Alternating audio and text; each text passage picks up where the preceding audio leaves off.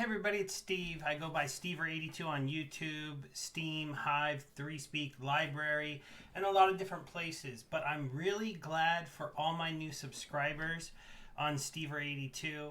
I'm not logged in right now, that's why the subscribe button is there. And thank you very much if you happen to click the subscribe button. Just to go over the stuff I do, if this is one of the first videos you watch, I talk about Splinterlands. I talk about Gala Games and Townstar and Mirandus. As you can see over here, it's been a while since I've done a Mirandus video. That's what I'm going to be talking about today. I also am always trying to keep on what's hot for really good investments. So I covered Bet Fury back when Bet Fury had a fountain that was giving out 25 sats. Only gives out 5 now. Not as easy to farm the tokens like I did for free. I've also done videos on different kind of DeFi platforms and things like that. And so, of course, right now I'm doing a lot of stuff on Binance Smart Chain. I don't think a lot of people are doing that. I know that some people would say Binance Smart Chain is not decentralized like Ethereum. So it's kind of that battle from that original mindset of the crypto, currency movement of being decentralized, having no one control our coins, no one could be able to control our money, and it actually working. And I love Ethereum, but until Ethereum 2 is there and actually able to do transactions fast and cheap, I'm going to keep, making gains on the Binance chain. And if I lose those to Binance because they step in at some point and take our funds, then it'll be one of the biggest scams in the world. And we'll all who were there be, not in a good place. But that's why I will never put all my money into any platform. Because there's always a chance of a problem in the code. There's always a chance of bad actors in a centralized area. And that's just kind of my feel. My videos are mostly about getting you a good ROI. I try to look for projects like games and farming and DeFi and centralized places like StakeCube and Celsius that all pay you a good return on your current investment just for you playing the game or just for holding the currency or for staking your coins. So now that I'm kind of over my little intro, we'll go ahead and get into the topic of the day, and that is Mirandus by Gala Games. So anyone who doesn't know about Mirandus, because I do have a lot of new subscribers, this is basically Gala Games who started out with Townstar's next big game that's coming out that I kind of describe as a mix between Minecraft and maybe World of Warcraft. So it is a massive multiplayer online fantasy game. There will be some dungeons and questing and things like that. But they are being very ambitious in this game to have it be a true virtual world and not be something like you've ever played before. It's not going to be that game where you go and a monster spawns at this spot, you kill it, it respawns 10 seconds later, you kill it, it respawns 10 seconds later, and then you finally get that piece of loot that you needed from that monster. It's going to be a much different kind of world where when you walk through an area or a forest, there might be no wolves one day, and the next day there might be a lot. There might be, and players are going to have to interact with their environment. If too many people move into one area, then there's a good chance that they will overuse the resources in that area, and it will be harder for the people in that town to continually grow their town without really relying on trade or something like that. It's a very, very ambitious project to most of us, and that's why some people kind of go, how are you going to make this? What are you going to do? And their answer to that is really that these mechanics in the game world have already been there, and these people come from quality game studios and quality AAA games that they've worked on in the past, and they're just going to go ahead and tell you that, look, these kind of engines that makes the world react to what player does in a certain situation, they've always been around. They just haven't been combined into a massive multiplayer online game like this And that's what makes me think this is going to be pretty exciting. Also, just the idea of playing an MMO where you get to own your sword, you get to own your armor, you get to own your house if you get a house, you get to own a piece of land if you buy a piece of land. You can run a potion shop, and your whole thing could be, I'm just a potion shop guy. You could run an armor smith or a weaponsmith and literally be making and bargaining in the NFT world, and possibly earning an income in the real world from running an armor shop in a virtual world, depending on how popular this game gets. And that's a pretty amazing thing to imagine. I mean, I know when I was big into World of Warcraft, I was playing so many hours a day that if that would have been a way for me to earn income, sorry about that, my whole life probably would have been a lot different. I mean, I can't imagine the ability to have owned some of those items, been able to resell them, or something Gala Games presents to us is the ability for you to take these items and go from one game to the next. And while the item might change a little bit, it'll still be usable. So like if one game is medieval themed, you'll get swords and armors and boots and things that fit that game. If the next game's a shooter, you might get a gun or a vest of armor from the same NFT as it moves along the way. I know a big NFT platform launched today called Superfarm. They just launched their super coin today. They're trying to do what Gala Games is doing, but they haven't really got as far as along as these guys are. They don't have a working game. Their token is brand new and it's going through price discovery today. But we'll have to see where that platform goes. But it gives me hopes that, other people see. I'm really sorry about that, everyone. I'll try to edit that out. Everyone will see that there is a lot of potential in this field for the idea of games where you earn NFTs that you move from one game to the next. So the reason I'm making this video today is it was kind of requested to have me give an update about where they are with Mirandus and what they've been telling us and what's going on in Gala Games. So I wanted to go ahead and do that on Monday because Mondays are Mirandus Mondays. So every Monday they do a post. Most of the time they give us a screenshot from in-game. This is where I say it's a bit of a Minecraft look. One of the reasons why they say they're going for this look is because it allows them to do very rapid development of the game, and it will allow them to change things a lot easier within the game without having to worry about dealing with the real in-text, like really, really high-end graphical look that some games go for that make it take a lot longer to develop the game.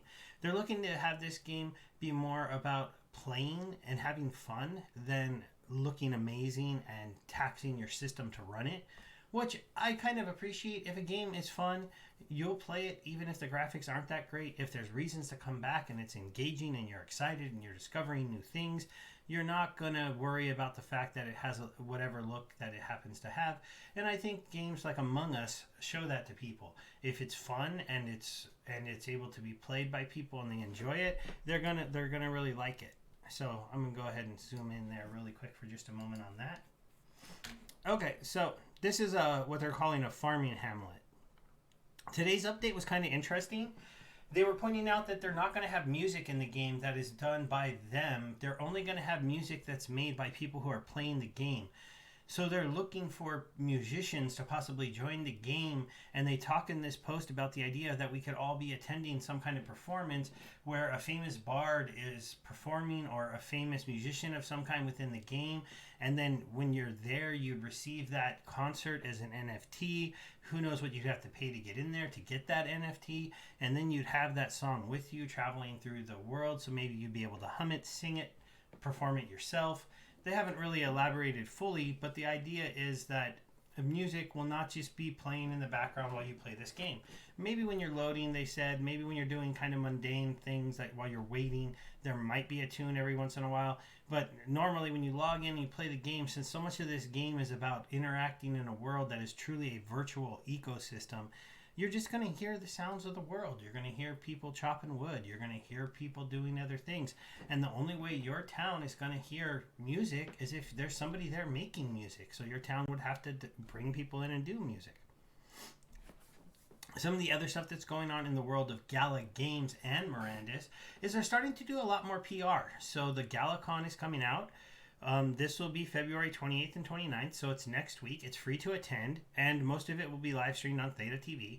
It's worth checking out because they tend to give away NFTs when they do this stuff. I registered for it. I don't know how much of the weekend I'll be able to sit at my computer and interact with all this stuff, but I'm going to hang out. I really like Gala Games. I'm a Town Star player. I usually compete, and at the end of this video, I'm going to show you my town. I ended up getting 46 last week. I only played for 3 days because I was busy.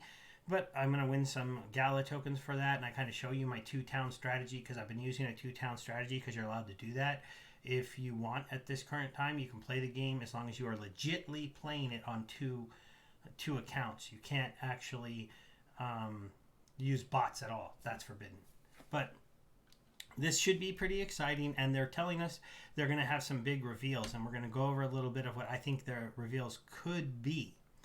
Right here, this last Mirandus Monday, the post was really just about a new guy they hired. And if you see this list of games here, the guy that they hired is a 3D artist who's worked on all of these games. I've played the Battlefield game, I've played Dead Space, I've played the Star Force Awakens games, I've played the Medal of Armor games, but it's just, they're kind of showing off some of the big name talent that they're bringing into their team to really work on this game and make it a really strong game going forward. Eventually, they hope to have many games in here.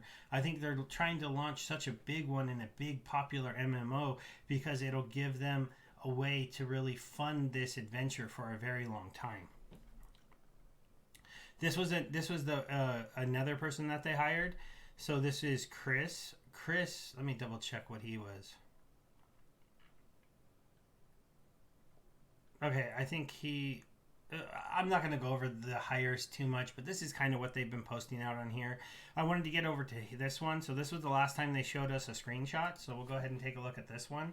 Again, it's just kind of, another way to just kind of look at the world that they're going to be having. So this one was more when they were talking about the fact that we'd have the Gala event coming on. They didn't do a whole lot of stuff other than release the image, talk a little bit about the fact that what it was. And I'll have a link to this blog so you can check all this out on your own. I just don't want to go over it too much.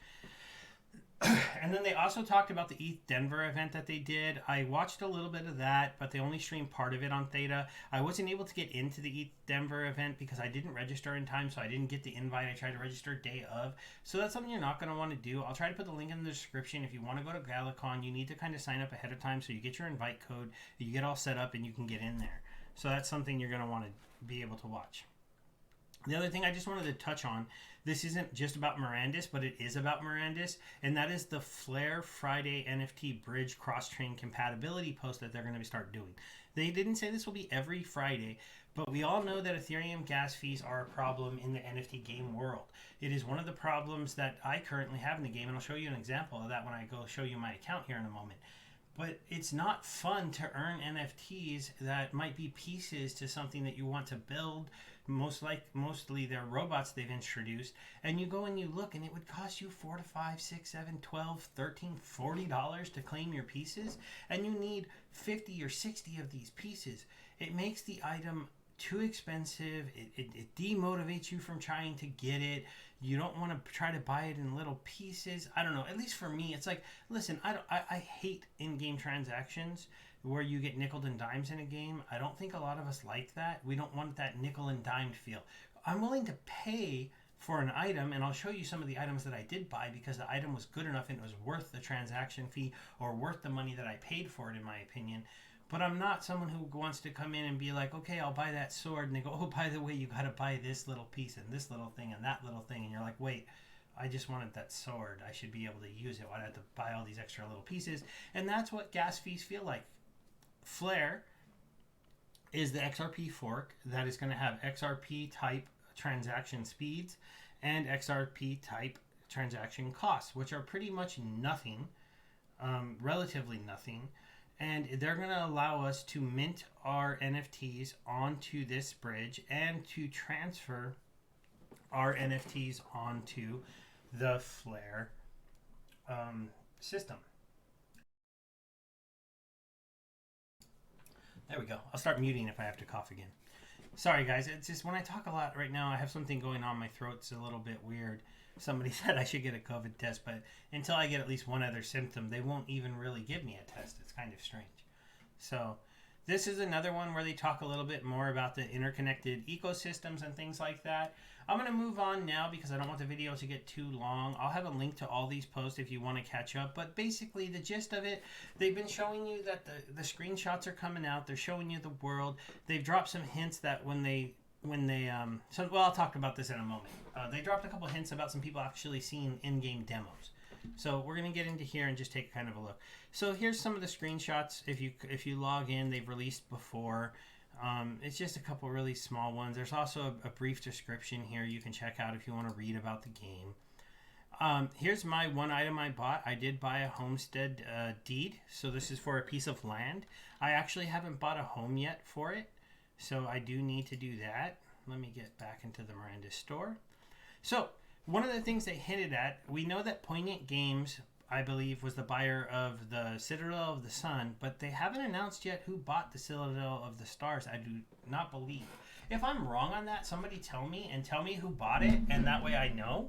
Because right now, as far as I know, that has not been purchased. I mean, it's been purchased, but they didn't tell us who.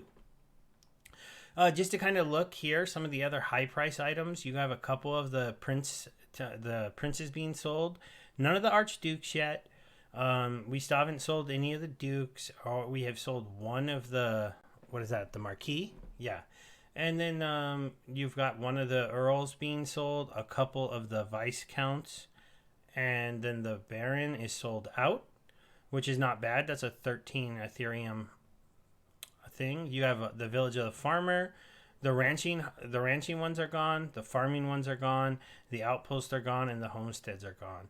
So a lot of the land is gone, and really everything in my price range is unfortunately gone.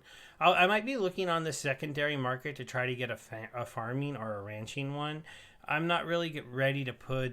13,000 Ethereum, even with the dip today, is still quite a. 13 Ethereum is still quite a bit of Ethereum for me. So I'm not ready to get there. These are some of the buildings. The buildings are better priced, but I believe when you're going to have some kind of rent to put the buildings on somebody's piece of land once they've, claimed their piece of land within the game. So like you can get a tavern, but you're going to need to put your tavern in somebody's town. But the towns will probably be competing for people to go there, so rent shouldn't get too out of control, because if I have a town, I want it to have a tavern, so maybe I give you a break and get you in. We'll have to see how that economy ends up working. But as you can see, a few of these are pretty expensive, but as we get down here, some of the ones that are sold out were like half an Ethereum. We still have some of the large taverns left. We have some large barns left. I think these dropped more recently. You have just the regular tavern. Now you're at 0.06 of an Ethereum. So see, I might come and buy like a barn to put on my homestead. I'm hoping I'll be able to. I just don't know for sure. But you have some of these, simple forge, simple granary still available. So some of these buildings are still here on the lower end side. So I'm thinking about sending a little bit of Ethereum over here. While Ethereum is still kind of high in value, and picking up a couple of these buildings that are a little bit smaller, I think we're getting closer to the game actually coming out. But my little guess is going to be part of the event this upcoming weekend is going to be finding out who bought the Citadel of the Stars, and if it's just somebody who's a big purchaser, or if it's some kind of project that's going to maybe be now partnering with Gala Games. I don't know that. I don't have any inside info. I don't know the team well enough. And, now that we've just gone over the buildings, what's left for sale here, we'll go and just take a look really quickly at the Discord for some of the announcements. These are kind of similar to what I've gone over already. So this one was the Mirandus Monday post that we just did. Here they talked about that there are some scammers pretending to be the team. So if you're in their Discord, be careful. Always realize they probably won't message you directly. At 12 PST this Friday, they're going to do a 48-hour Townstar tournament for the GalaCon that's going on. And the tournament will have a prize purse of $13,500, which is pretty cool. I'm gonna try to take part in this. I don't think I can get first. I've never competed for first, but I did get ninth once in a weekly contest. So I'll see what I can pull off in 48 hours. I haven't usually. I usually catch up to people and pass them, so I don't know if I have like the speed of the game down yet. So they did do a post recently that they increased the GUI amount from 100 to 250 to try to get items out of their store quicker. But that does mean transaction fees might be a little bit higher when you go to purchase things. I don't know how that's going to affect the prices that much, but I really know that when these items can be issued to Flare, I think we're going to see some of those cheaper items just disappear, without a doubt. Here's the post about GalaCon, so I'll go ahead and give you the link to this event in the post. And then, was there anything else they said here that was... No. It's really just been mostly about GalaCon, the new people getting hired, and the fact that we're getting closer and closer to the game. Oh, the thing I was going to mention that I held back from before is that they had a little line from in one of the AMAs when they were going to do the post. And it was that the people that ended up buying the Citadel of the Stars, they saw the demo of the game and they understood what the game was. And one of them was like, man, I want to live inside that world, which is a pretty good line to hear. I really am interested to hear who that team is and see their connection and really see this game come to life. This video is a lot different than the ones I've done recently, guys. It was all kind of about what's going on in the world of Mirandus and Gala Games. It is a project that I like. I do have a referral link in the post, and it will help me get a free NFT that they are only giving us 5 more days to get. I probably should have said that early on. But if you haven't signed up for an account yet, if you could just go ahead and just sign up for an account. It's free to get in here and to get an account. It's $10 if you want to go to Gala Gold plus Ethereum fees. So that is one thing to know. If you yeah, and I'll do this again, guys, until this isn't a problem. I have $10 in Ethereum, and I have a chest full of items, and I would like to claim my Gala tokens. It costs $19. I can't do it. See the problem with ETH? It's this is actually worth me sending some Ethereum here to claim these because Gala's been going up. But this little bolt here is not worth $19 to claim those. This little safety light, not worth $19. This Christmas trading card, I don't even know what it does. So I'd have to look into it to see if that's worth $19. But these little pieces are part of... let me see if I can find them. Where are the robots? These guys. And see, I'm at 0% because I have to get all these pieces if I wanted to buy him. And it is not worth it to even claim the ones I won for free. So I haven't been trying to earn them yet. So that's a problem. Flare Network's coming to fix it. I'm going to end my video here. Thank you very much if you decide to sign up for the platform. You can try out Townstar now. The next part of this video is going to be my little look at my Townstar town, and then it will officially end. So you can, if you're not interested in that, you could end it here, and thank you very much for hanging out. Goodbye. Okay, guys, we're just taking a quick little look at my Townstar video as we have 52 minutes until this season end. And I'm going to show you what place I'm in. And as you can see, I've been making cakes. We'll scroll out a little bit here. So I got 1.1 million points, and I'm 44th. So I'll end up right around here. This guy could pass me. This guy could pass me. This one probably can't. I think I'll get to sell 1 more cakes, which could put me up near this person. But I'll finish this week right around here. Now, this was the weekly contest, and I only played for 2 days of it. And how did I get a town into this many points in 2 days? It's because at this point in the game, you can still play with 2 accounts. And this is the way I would have been able to compete for maybe I've never figured out how to get 13 million, 12 million points in a week.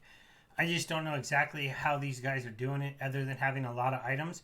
but I've gotten about 5 when I've done my 2 towns.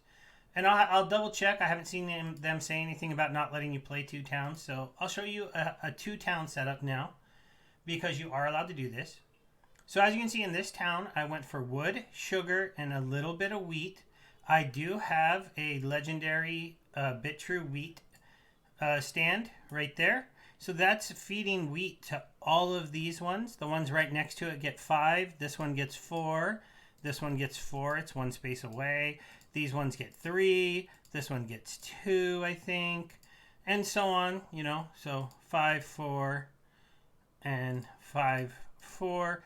I think this one is actually making sugar, just because I needed to have some of them making sugar, because I was going to be going cakes.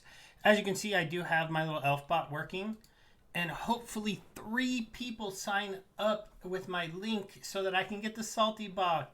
There's only a few days left, so I'm not very hopeful. Maybe some of my new subscribers, if you click on this video, I really could use just a little bit of help getting myself one little NFT to help me in the game. So, this is how I do my double town setup. As you'll see, I'm not making any fuel in this town. I make all the fuel in this town. So I have right here your kind of classic, a twist on a 9x9 power. So where you go basically water pump with power and power here, refinery there.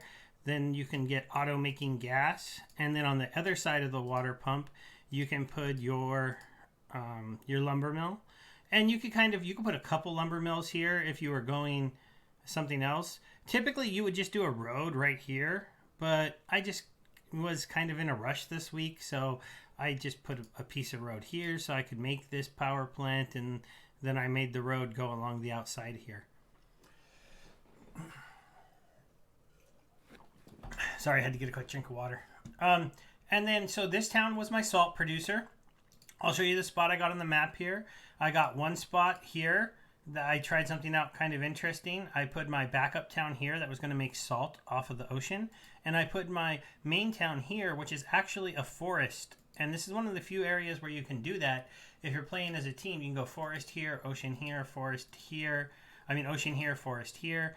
And then you could also, if you had a third member in your team, because you were actually playing a team as opposed to playing 2 towns yourself, you could have a town in the plains right here. And so you could have 3 different setups where you're going plains, ocean, forest, and then plains without any oceans. So it's kind of an interesting setup. This area is not too far away from here. As you can see over here, this is forest, forest, forest, forest.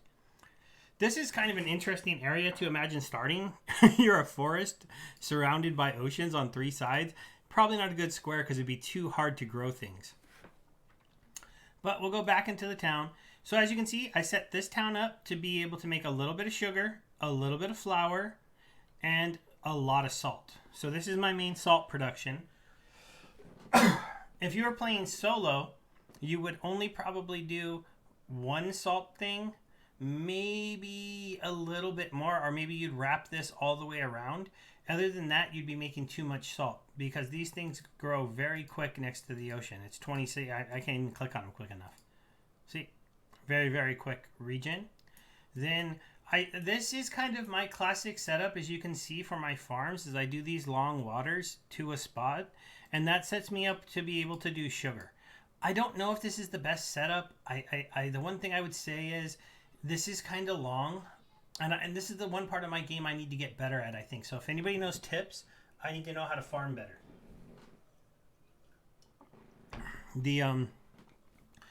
Because I feel like it just takes my guys so long running across this. I tried this time where I put a road that went around it. I'm just not so sure it worked. I probably have too many wood grabbers. I shouldn't be really having a lot of excess wood ending up in here, but I am. I switched over to like a... And I'm sorry I'm coughing. Hopefully, if you guys stick with this, I'll try not to do that too many more times. I just might take breaks to take a quick sip of water. So, the basic setup here is a lot of flour over here, a little bit of sugar here, a little bit of sugar back here, and some sugar building over in this area. And so I'm just making flour and sugar here. Then I'm making salt, and then I'm making the milk up here. As you can see with this legendary thing, I get the advantage of having my feed mills automatically grow. If you have any level of wheat farm, having it make these auto grow makes you need much less ranchers to be able to support. Look, I'm supporting 2 chickens and 1, 2, 3, 4, 5, 6, 7 cows in my area. So I'm making all the milk, the eggs, the flour, the sugar here, and then I'm making more sugar, salt, and other things over there. And then we're combining it all together for a pretty good, productive town that is able to make a pretty good amount of cakes and make them quick. And I'm also overproducing other things. I don't know what happened in the last hour. It's just all of a sudden I started overproducing certain things. So it's just kind of what happened. And then my other town, I think it just... I put a couple more windmills. It's helped me produce a little bit more. And the town's going pretty well. As you can see, with my secondary town, I put a couple chickens here. I've really been using eggs as a way to help supplement the town's income. If you're on a plains, it's a really easy way to have your second town keep their income up. And I only had to give him cakes twice, I think. So I gave him 2 of my cakes to give him really big amounts. And then I just kept mass selling eggs. And then sometimes I would sell the milk because I don't really need the milk. And then I'm feeding him feed and wheat from my town because with my wheat thing, I don't really need it. So this has helped supplementing the fact that he's only growing a tiny bit of wheat. And he's able to feed the 2 chickens and the 2 cows and be kind of good at production. So this is just kind of an idea of a way you could do a 2-town cake setup. The reason why I chose a forest for this one is it gave me these lakes in the back and all over the place, which was a help to get going. I'm going to just, do a couple more cells in these last 40 minutes on this town. I'm going to end up in like 40th place in a couple days. And it's just to show you that, once you get a feel for this game and you know how to play it pretty well, you can play it for a couple days and still win some Gala tokens for now. Because you just got to place in the top 100. Let's see. To win a lot, you got to be top 10. Or top 20 to win a lot. So 100 is 400,000 points. So... That you got to know what you're doing to get 400,000 or 500,000 points for sure. But if you're playing in a whole season, you should be able to do that. I probably would have got my secondary towns at 150. If I would have had a few more days, I might have got him up near that amount. So this was just a quick look at the towns. I'm going to attach it to the end of my Mirandus review. So tomorrow I'll be trying to do a Mirandus review after the new Mirandus Monday. You probably have already seen that. And if you hung out to the very end, you were just kind of looking at my towns, getting a feel for how I've placed in the top 50. I believe I might not be in the top 50 come tomorrow. Or come an hour from now. We'll see. Well, let's see. Who's in 50th? 1,090,000. Yeah, well. Yeah, only 30-something thousand behind me. If they've saved up a big sale, a couple of them, they're gonna jump me and knock me out of the top 50. But tomorrow I will, in the description, let you know where I finished and maybe take a screenshot when this is all done to include. And I hope you all, check out my channel, having fun. I'll get back to more Mirandus stuff as more good updates are coming out. The last couple of ones to me about hires and things like that just weren't super exciting. But there are some good ones, and there's that big event coming up. So hopefully you guys are all going to try to attend because they're going to be giving away an NFT. And once again, if you're actually still here, click the link, sign up. It's free, and help me get my salty bot. All right, guys, goodbye.